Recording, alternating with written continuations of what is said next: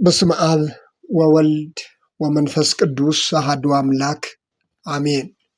የልዑል እግዚአብሔር ቤተሰቦች እንደምን አላችሁ? እንደምን ቆያችሁ? በያላችሁበት ሰላም እግዚአብሔር ይብዛላችሁ። አምላካችን እግዚአብሔር ስለዚች ዕለትና ሰዓት ክብርና ምስጋና ለእርሱ ይሁን። እግዚአብሔር የሚፈልገው ምንድን ነው? በዚህ ርዕስ ለጥቂት ደቂቃዎች አብረን እንቆያለን። እግዚአብሔር የሚፈልገው ምንድን ነው? መልእክቱ ለሌሎችም እንዲደርስ ላይክና ሼር በማድረግ እንድትጀምሩ፣ ሰብስክራይብ ያላደረጋችሁም ሰብስክራይብ እንድታደርጉ በአክብሮት አሳስባለሁኝ። እያንዳንዳችን ከእግዚአብሔር የምንፈልገው ብዙ ነገር እንዳለ ይታወቃል። የአብዛኞቻችን ጸሎትና ልመና ሁሉ በፍላጎታችን ላይ የተመሰረቱ መሆናቸውም ግልጽ ነው።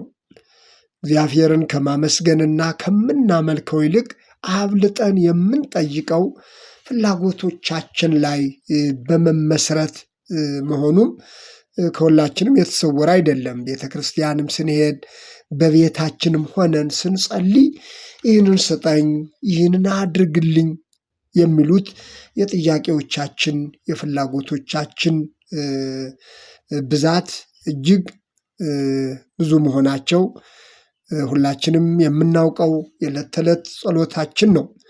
ስለቶቻችን እንዲሁም ምስክርነቶቻችን ሳይቀሩ ይህንን ቢያደርግልኝ፣ ይህንን ጠይቄ እንዲሆነልኝ የሚሉት የፍላጎታችን ነጸብራቆች መሆናቸውም ይታወቃል።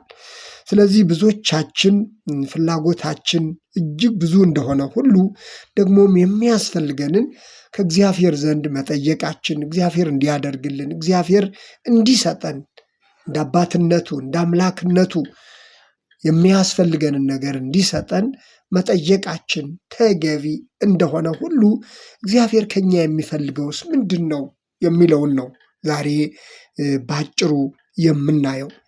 እግዚአብሔር ከኛ የሚፈልገው ምንድን ነው? እንግዲህ እግዚአብሔር ቃል እግዚአብሔር ከአንተ የሚፈልገው ምንድን ነው ይላል። ኦሪት ዘዳግም ምዕራፍ 10 ቁጥር 12ና 13ን ስናነበው እግዚአብሔር ከአንተ የሚፈልገው ምንድን ነው በማለት ይጠይቃል። እንዲህ ይላል፣ አምላክን እግዚአብሔርን ትፈራ ዘንድ በመንገዱም ሁሉ ትሄድ ዘንድ አምላክህንም እግዚአብሔርን ትወድ ዘንድ በፍጹምም ልብህ በፍጹምም ነፍስህ ታመልከው ዘንድ አይደለምን? አምላክ እግዚአብሔር ከአንተ የሚፈልገው ምንድን ነው? በፍጹም ልብህ እንድታመልከው፣ በፍጹም ልብህ እንድትወደው፣ በፍጹም ልብህ እንድትፈልገው አይደለምን? በመንገዶቹ ሁሉ እንድትሄድ እንድትወደው አይደለምን? ይላል የእግዚአብሔር ቃል። አምላክ እግዚአብሔር ከአንተ የሚፈልገው ይህንን ነው ይላል። እንድትወደው፣ በፍጹም ልብህ እንድታመልከው፣ እንድትፈልገው፣ በመንገዶቹም ሁሉ እንድትሄድ አምላክ እግዚአብሔር ከአንተ የሚፈልገው ይህንን ነው ይላል። በአምላክ ዳዊት በመዝሙሩ የአምላኬ መንገድ ፍጹም ነው፣ የእግዚአብሔር መንገድ እውነት ነው አለ። ፍጹም የሆነውን የእግዚአብሔር መንገድ፣ እውነት የሆነውን የእግዚአብሔር መንገድ እንድታስቀድመው ደግሞም እንድታመልከው በፍጹም ልብህም እንድትወደው አምላክ እግዚአብሔር ካንተ የሚፈልገው ይህንን ነው ይላል።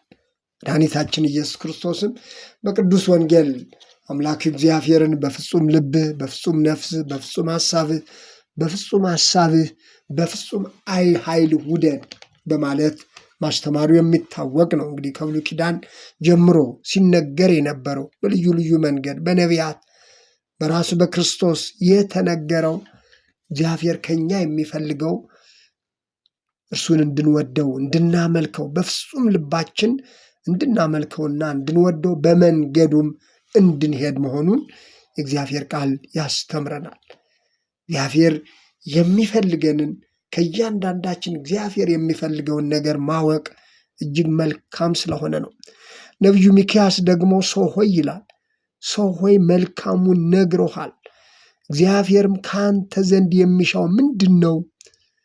ፍርድን ታደርግ ዘንድ ምሕረትንም ትወድ ዘንድ ከአምላክ ከእግዚአብሔር ጋር በትሕትና ትሄድ ዘንድ አይደለምን ይላል። ትንቢተ ሚልክያስ ምዕራፍ 6 ቁጥር 8 ላይ ሰው ሆይ መልካሙን ነግሮሃል። እግዚአብሔር ለአንተ የሚበጀውን መልካሙን ነገር ነግሮሃል። ከእግዚአብሔር ከአምላክህ ጋር በትሕትና ትሄድ ዘንድ ነው። ምሕረትን ታደርግ ዘንድ ነው። እግዚአብሔር ከአንተ ዘንድ የሚሻው ይህንን ነው ይላል። ምሕረትን ማድረግ በትሕትና ከእርሱ ጋር መጓዝ፣ ከእርሱ ጋር መሄድ እንደሚገባ ከአምላክ ከእግዚአብሔር ጋር በትሕትና ዘንድ ምሕረትንም ትወድ ዘንድ እግዚአብሔር ይህንን ይፈልጋል አለ። አምላክ እግዚአብሔር የሚፈልገው ይህንን ነው። ሁለት ነጥቦችን ባጭሩ እናያለን። ሁለት ነጥቦችን ባጭሩ አይተን የትምህርታችንን ርዕስ እንቋጫለን። አንደኛው እግዚአብሔር ሲፈልጉት የሚገኝ አምላክ መሆኑን ነው። አንደኛ እግዚአብሔር ለሚፈልጉት የሚገኝ አምላክ ነው። ሁለተኛ እግዚአብሔርን መፈለግ በሕይወት መኖር ነው። እነዚህን ሁለት ነጥቦች ነው ዛሬ ባጭሩ አይተን የትምህርታችንን ርዕስ የምንቋጨው። የሚወዱኝን ወዳለሁ፣ ተግተው የሚሹኝም ያገኙኛል ይላል መጽሐፈ ምሳሌ ምዕራፍ 8 ቁጥር 17 ላይ የሚወዱኝን እወዳለሁ፣ ተግተው የሚሹኝም ያገኙኛል። እግዚአብሔርን የሚፈልጉ በፍጹም ልባቸው የሚወዱት በፍጹም ልባቸው የሚፈልጉት እግዚአብሔርን ያገኙታል። የሚወዱኝን እወዳለሁ፣ ተግተው የሚሹኝም ያገኙኛል ነው የሚለው። ተግተው የሚሹኝም ያገኙኛል። እግዚአብሔር በቅርብ ያለ አምላክ፣ እግዚአብሔር የሩቅ አምላክ ሳይሆን የቅርብ አምላክ ነው ተብሎ እንደተጻፈ በትንቢተ ኤርምያስ ምዕራፍ 23 ቁጥር 23 ላይ እኔ የቅርብ አምላክ ነኝ እንጂ የሩቅ አምላክ አይደለሁም ይላል።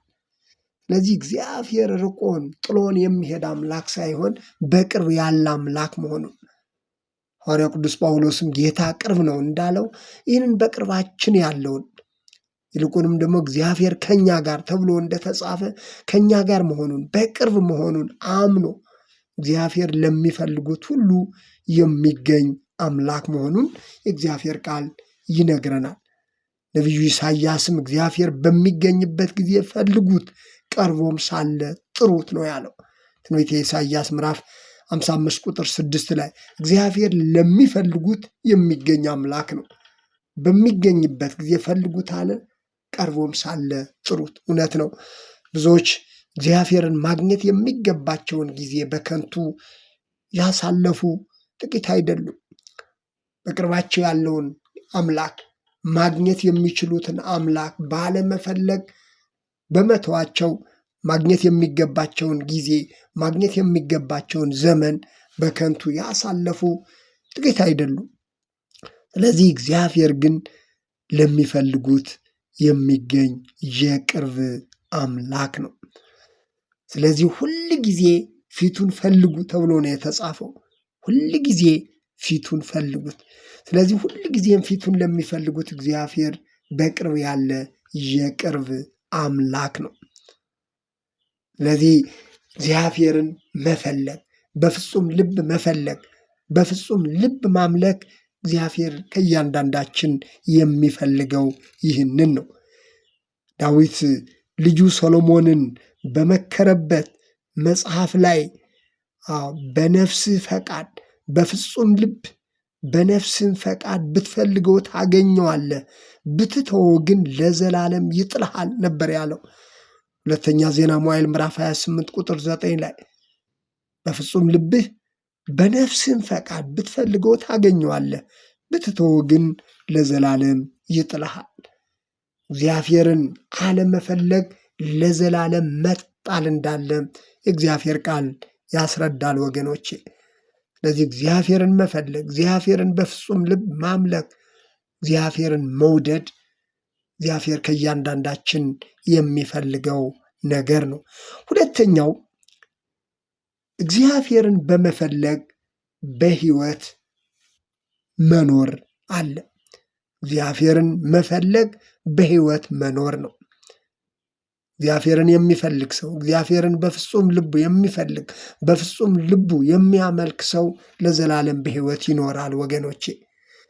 አዎ እግዚአብሔርን ፈልጉት በሕይወትም ትኖራላችሁ ይላል የእግዚአብሔር ቃል። ትንቢተ አሞጽ ምዕራፍ 5 ቁጥር 6 ላይ እግዚአብሔርን ፈልጉት በሕይወትም ትኖራላችሁ። ሰው በሕይወት ለመኖር እግዚአብሔርን መፈለግ አለበት። ሰው በሕይወት ለመኖር እግዚአብሔርን በፍጹም ልብ ማምለክ አለበት። ዛሬም ወጥተን የምንገባው በሕይወት ቆመን በሕይወት ወጥተን የምንገባው ሕይወታችን በእግዚአብሔር ስለሆነ ነው። ነገር ግን እግዚአብሔርን የሚፈልግ ለዘላለም ደግሞ በሕይወት ይኖራል። የዛሬም መኖራችን የዛሬም ወጥተን መግባታችን እግዚአብሔር በሕይወት ስላኖረን እንደሆነ ይታወቃል። ስለዚህ እግዚአብሔርን መፈለግ ደግሞ ለዘላለም በሕይወት መኖር ነው። ዳዊት ሰሎሞን እግዚአብሔርን ባትፈልግ እግዚአብሔር ይጥልሃል እንዳለው እግዚአብሔርን መፈለግ ደግሞ በሕይወት መኖር ነው። ስለዚህ እግዚአብሔርን የሚፈልግ ልብ፣ እግዚአብሔርን የሚፈልግ ሰው በሕይወት ይኖራል። እግዚአብሔርን መፈለግ በሕይወት መኖር እንደሆነ የእግዚአብሔር ቃል ያስተምረናል።